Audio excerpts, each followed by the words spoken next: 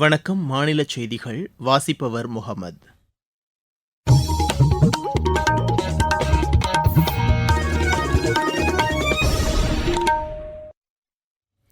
தலைப்புச் செய்திகள். பிரதமர் திரு நரேந்திர மோடி மக்களிடையே மனம் திறந்து பேசும் மன் கி பாத் நிகழ்ச்சி அகில இந்திய வானொலியில் இன்று காலை 11 மணிக்கு ஒலிபரப்பாகிறது. மத்திய அரசு பணியாளர்களுக்கான ஒருங்கிணைந்த ஓய்வூதிய திட்டத்திற்கு மத்திய அமைச்சரவை ஒப்புதல் அளித்துள்ளது. காவிரி ஆற்றின் குறுக்கே மேகதாதுவில் அணை கட்ட கர்நாடக அரசு மேற்கொண்டு வரும் முயற்சிகளுக்கு தமிழக அரசு தொடர்ந்து எதிர்ப்பு தெரிவித்து வருவதாக மாநில நீர்வளத்துறை அமைச்சர் திரு துரைமுருகன் தெரிவித்துள்ளார். அனைத்து மக்களின் நலன்களை கருத்தில் கொண்டு எவ்வித பாகுபாடும் இன்றி தமிழக அரசு செயல்பட்டு வருவதாக மாநில அமைச்சர் திரு ராஜகண்ணப்பன் தெரிவித்துள்ளார். தாய்லாந்து சர்வதேச டென்னிஸ் போட்டியில் மகளிர் ஒற்றையர் பிரிவு இறுதி ஆட்டத்தில் இந்தியாவின் வைஷ்ணவி அக்தர் தாய்லாந்தின் பாட்செரின் சிப்சண்டேயை எதிர்கொள்கிறார். இனி விரிவான செய்திகள். பிரதமர் திரு நரேந்திர மோடி மக்களிடையே மனம் திறந்து பேசும் மன் கி பாத் நிகழ்ச்சி அகில இந்திய வானொலியில் இன்று காலை 11 மணிக்கு ஒலிபரப்பாகிறது. இதனை நாட்டில் உள்ள அனைத்து வானொலி நிலையங்களும் அஞ்சல் செய்யும். டிடி நியூஸ், பிரதமர் அலுவலகம், தகவல் ஒலிபரப்பு அமைச்சகம் ஆகியவற்றின் யூடியூப் சேனல்களிலும் இதனை கேட்கலாம். பிரதமர் உரை முடிந்தவுடன் அதன் தமிழாக்கத்தை சென்னை அகில இந்திய வானொலி ஒலிபரப்புகிறது. இது இரவு 8 மணிக்கு மறு ஒலிபரப்பும் செய்யப்படுகிறது. இதனை மாநிலத்தில் உள்ள அனைத்து வானொலி நிலையங்களும் அஞ்சல் செய்யும். மத்திய அரசு பணியாளர்களுக்கான ஒருங்கிணைந்த ஓய்வூதிய திட்டத்திற்கு மத்திய அமைச்சரவை ஒப்புதல் அளித்துள்ளது. புதுதில்லியில் நேற்று நடைபெற்ற மத்திய அமைச்சரவை கூட்டத்திற்கு பின்னர் செய்தியாளர்களிடம் பேசிய தகவல் ஒலிபரப்புத்துறை அமைச்சர் திரு அஸ்வினி வைஷ்ணவ், 25 ஆண்டுகள் பணிபுரிந்து ஓய்வு பெற்ற மத்திய அரசு ஊழியர்களுக்கு அடிப்படை சம்பளத்தில் 50% ஓய்வூதியமாக அளிக்க இத்திட்டம் வகை செய்வதாக தெரிவித்தார். ஓய்வூதியதாரரின் மறைவுக்கு பின்பு அவரது குடும்பத்தினருக்கு 60% ஓய்வூதியம் வழங்குவதற்கும் இத்திட்டத்தில் வழிவகை செய்யப்பட்டுள்ளதாக அவர் கூறினார். குறைந்தபட்சம் 10 ஆண்டுகள் பணிபுரிந்து ஓய்வு பெற்றவர்களுக்கு மாதந்தோறும் 10,000 ரூபாய் குறைந்தபட்ச ஓய்வூதிய தொகை வழங்கவும் இத்திட்டம் வகை செய்கிறது. இத்திட்டத்தின் மூலம் 23 லட்சம் மத்திய அரசு ஊழியர்கள் பயன்பெறுவர். இத்திட்டம் அடுத்த ஆண்டு ஏப்ரல் 1 தேதியிலிருந்து அமலுக்கு வரும் என்று மத்திய அரசு தெரிவித்துள்ளது. உயர் செயல்திறன் கொண்ட உயிரி உற்பத்தியை ஊக்குவிப்பதற்கான திட்டத்திற்கும் மத்திய அமைச்சரவை ஒப்புதல் அளித்துள்ளது. ஆராய்ச்சி, மேம்பாடு, தொழில் முனைவோருக்கு உத்வேகம் அளிக்கும் வகையில் இத்திட்டத்தின் கொள்கைகள் வகுக்கப்பட்டுள்ளதாக மத்திய அமைச்சர் திரு அஸ்வினி வைஷ்ணவ் தெரிவித்துள்ளார். செயற்கை நுண்ணறிவு அடிப்படையிலான உயிரி தொழில்நுட்பம் மற்றும் உற்பத்தி மையங்களை ஏற்படுத்துவதன் மூலம் தொழில்நுட்ப மேம்பாட்டை துரிதப்படுத்துதல், உயிரி உற்பத்தியை வர்த்தகமயமாக்கல் மற்றும் பசுமை வளர்ச்சியை மீட்டுருவாக்கம் செய்தல் போன்ற அம்சங்களுக்கு முன்னுரிமை அளிக்கப்பட்டுள்ளது. நாட்டில் தொழிலாளர்களின் திறனை மேம்படுத்தி வேலைவாய்ப்புகளை உருவாக்குவதற்கும் இக்கொள்கை வழிவகுக்கும் என்று மத்திய அரசு கூறியுள்ளது. இதனிடையே நாட்டின் வளர்ச்சியில் மத்திய அரசு பணியாளர்கள் பங்காற்றியுள்ளதாக பிரதமர் திரு நரேந்திர மோடி தெரிவித்துள்ளார்.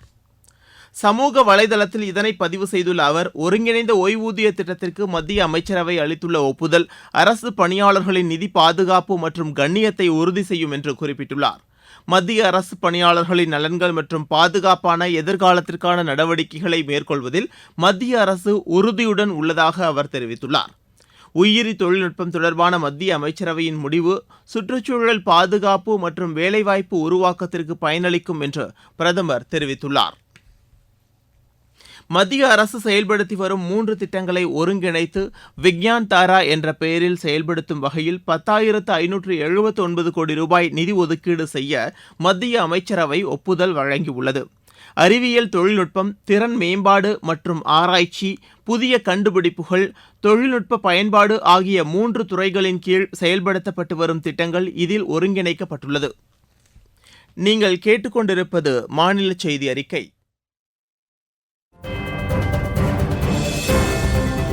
புதிய குற்றவியல் சட்டங்களின் சிறப்பு அம்சங்கள். ஒரு குற்ற வழக்கின் விசாரணை முடிவடைந்த 45 நாட்களுக்குள் தீர்ப்பு வழங்கப்பட வேண்டும். பாதிக்கப்பட்டவர்கள் காவல் நிலையத்திற்கு செல்லாமலேயே வழக்கை பதிவு செய்யும் வசதி. மின்னணு முதல் தகவல் அறிக்கை வழங்குதல். விசாரணை முதல் நீதிமன்ற தீர்ப்பு வரை அனைத்து நடவடிக்கைகளும் கணினிமயமாக்கல். காவல்துறையின் தேடுதல் நடவடிக்கைகள் முழுமையாக வீடியோ பதிவு செய்யப்படுவது கட்டாயமாக்கப்பட்டுள்ளது.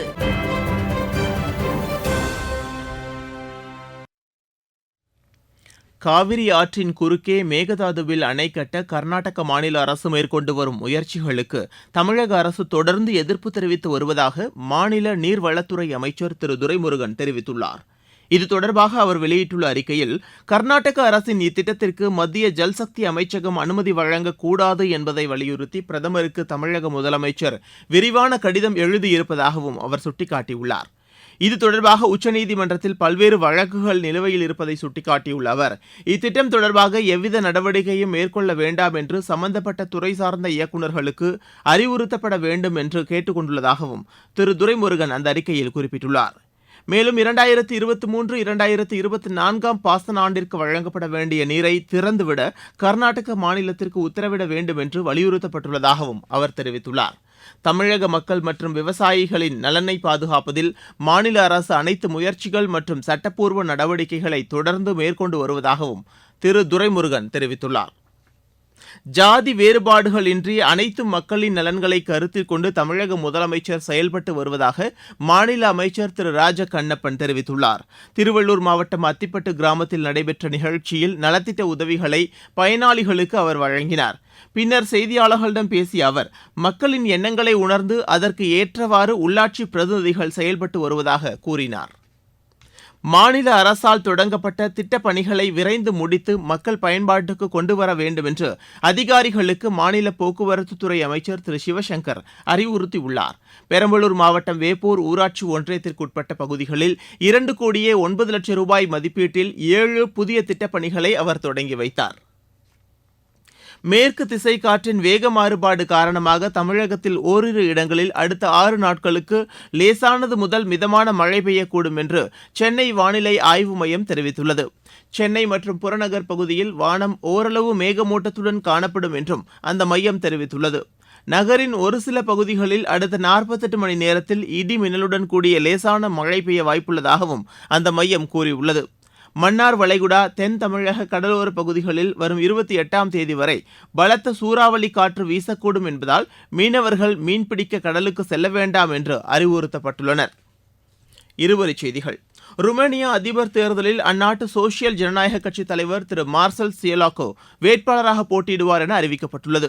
பிரேசில் வெளியுறவுத்துறை அமைச்சர் திரு மௌரோ வியரா 4 நாள் அரசுமுறை பயணமாக இன்று புதுதில்லி வருகிறார். காசாவில் போர் நிறுத்தத்தை கொண்டு வருவதற்கான புதிய சமரச திட்டங்கள் குறித்து ஹமாஸ் அமைப்புடன் கெய்ரோவில் ஆலோசனை நடைபெற்று வருகிறது. மாலியில் அண்மையில் பெய்த கனமழை மற்றும் வெள்ளப்பெருக்கு காரணமாக தேசிய பேரிடராக அந்நாட்டு அரசு அறிவித்துள்ளது. திரிபுராவில் ஏற்பட்ட வெள்ளப்பெருக்கால் 15,000 கோடி ரூபாய் மதிப்பிலான சொத்துக்களுக்கு சேதம் ஏற்பட்டுள்ளதாக அம்மாநில முதலமைச்சர் டாக்டர் மாணிக் சாகா தெரிவித்துள்ளார். ஜம்மு காஷ்மீரின் பாரமுல்லா மாவட்டத்தில் பாதுகாப்பு படையினருக்கும் தீவிரவாதிகளுக்கும் இடையே துப்பாக்கி சண்டை நடைபெற்று வருவதாக செய்திகள் தெரிவிக்கின்றன. மயிலாடுதுறை மாவட்டம் திருவாலங்காட்டில் வெடிப்பொருட்கள் தயாரிக்கும் தொழிற்சாலையில் ஏற்பட்ட வெடி விபத்து குறித்து ஆட்சியர் மகாபாரதி நேற்று ஆய்வு செய்தார். திருவண்ணாமலை மாவட்டம் வெம்பாக்கம் அருகே நேரிட்ட சாலை விபத்தில் ஒருவர் உயிரிழந்துள்ளார். திருவாரூர் மாவட்ட காவல் அலுவலகத்தில் நடைபெற்ற கூட்டத்தில் விநாயகர் சதுர்த்தியை முன்னிட்டு அமைக்கப்படும் விநாயகர் சிலைகளின் எண்ணிக்கை மற்றும் பாதுகாப்பு குறித்து விவாதிக்கப்பட்டது. தேனி முல்லைப்பெரியாறு அணை குறித்து தவறான தகவல்களை பரப்பி வருபவர்களை கண்டித்து அம்மாவட்ட விவசாய சங்கத்தினர் உண்ணாவிரத போராட்டம் நடத்தினர். திருவள்ளூரில் பெண்களின் உரிமைகள் மற்றும் சுகாதாரம் ஆகியவற்றை உறுதி செய்வதை வலியுறுத்தி 300க்கும் மேற்பட்ட பெண்கள் பேரணியாக சென்று விழிப்புணர்வு ஏற்படுத்தினர். ராணிப்பேட்டை மாவட்டம் நெமிலியில் உள்ள மீன்குட்டையில் குளிக்கச் சென்ற 2 சிறார்கள் நீரில் மூழ்கி உயிரிழந்தனர். கோவை விமான நிலைய விரிவாக்கப் பணிகள் குறித்து ஆய்வுக் கூட்டம் அம்மாவட்ட ஆட்சியர் அலுவலகத்தில் நேற்று நடைபெற்றது. கள்ளக்குறிச்சி மாவட்டத்தில் கூட்டுறவு சர்க்கரை ஆலைகளுக்கு உட்பட்ட கரும்புகளை தனியார் ஆலைகளுக்கு கொண்டு சென்றால் கடும் நடவடிக்கை எடுக்கப்படும் என்று ஆட்சியர் திரு எம் எஸ் பிரசாந்த் தெரிவித்துள்ளார். விளையாட்டுச் செய்தி. தாய்லாந்து சர்வதேச டென்னிஸ் போட்டியில் மகளிர் ஒற்றையர் பிரிவு இறுதி ஆட்டத்தில் இந்தியாவின் வைஷ்ணவி அக்தர் தாய்லாந்தின் பட்சரின் சீப்சந்தேஜை இன்று எதிர்கொள்கிறார். மீண்டும் தலைப்புச் செய்திகள். பிரதமர் திரு நரேந்திர மோடி மக்களிடையே மனம் திறந்து பேசும் மன் கி பாத் நிகழ்ச்சி அகில இந்திய வானொலியில் இன்று காலை 11 மணிக்கு ஒலிபரப்பாகிறது. மத்திய அரசு பணியாளர்களுக்கான ஒருங்கிணைந்த ஓய்வூதிய திட்டத்திற்கு மத்திய அமைச்சரவை ஒப்புதல் அளித்துள்ளது. காவிரி ஆற்றின் குறுக்கே மேகதாதுவில் அணை கட்ட கர்நாடக அரசு மேற்கொண்டு வரும் முயற்சிகளுக்கு தமிழக அரசு தொடர்ந்து எதிர்ப்பு தெரிவித்து வருவதாக மாநில நீர்வளத்துறை அமைச்சர் திரு துரைமுருகன் தெரிவித்துள்ளார். அனைத்து மக்களின் நலன்களை கருத்தில் கொண்டு எவ்வித பாகுபாடுமின்றி தமிழக அரசு செயல்பட்டு வருவதாக மாநில அமைச்சர் திரு ராஜகண்ணப்பன் தெரிவித்துள்ளார். தாய்லாந்து சர்வதேச டென்னிஸ் போட்டியில் மகளிர் ஒற்றையர் பிரிவு இறுதி ஆட்டத்தில் இந்தியாவின் வைஷ்ணவி அக்தர் தாய்லாந்தின் பாட்சரினை இன்று எதிர்கொள்கிறார். இத்துடன் செய்தி அறிக்கை நிறைவு பெற்றது.